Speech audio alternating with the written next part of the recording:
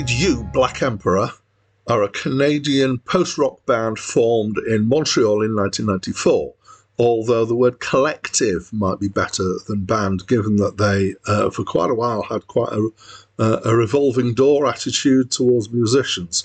They did stabilise after a while. They took a break from 2003 to 2010. They have been mistaken for terrorists and accused of being anarchists, and they have released 7 albums.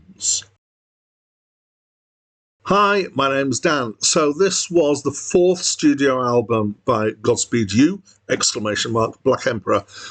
It's not my first time listening to this. I've heard a few of their albums several times.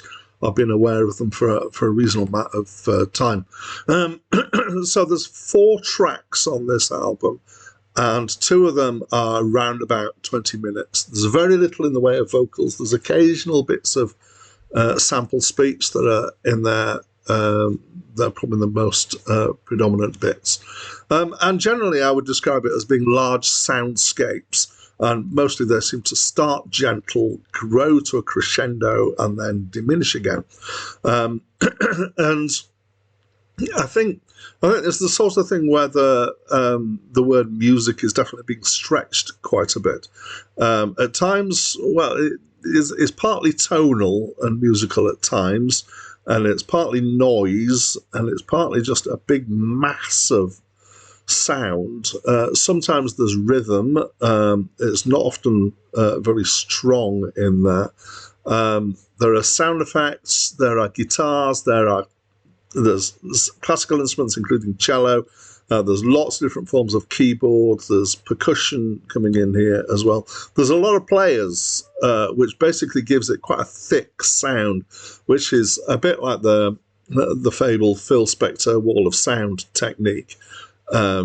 Just kind of giving you this big, massive, wall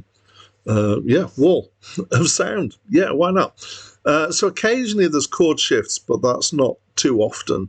Mostly it's all on kind of one chord, if even a chord can be what you describe it as.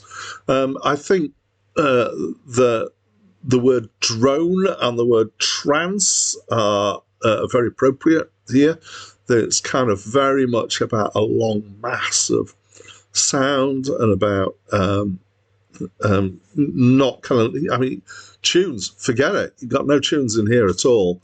But you've just got this big sound. It's very krautrock. Okay, so I would say if you like krautrock, then you are likely to like this.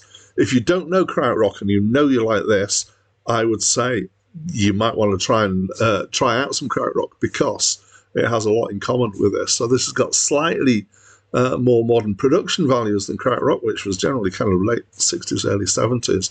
But a lot of the sound was very similar to this, at least for some of the bands.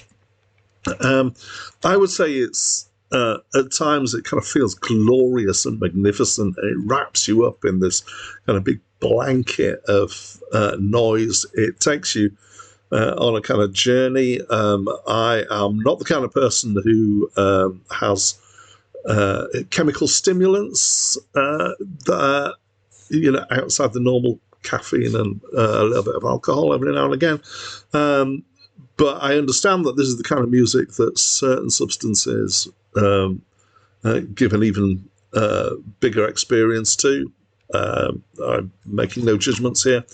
But all in all, I would say it's a bit specialised in the sense that it's not songs and tunes. It's a different kind of experience altogether.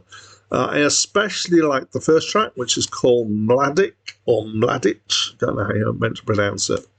And overall, yeah, I like this album. This is a good, strong album. If you happen to be into this kind of thing, which, as it happens, I am. So that's what I think. As always, I'd love to know what you think. I read all comments that are posted. So please talk to me through the comments box. That's it from me for now.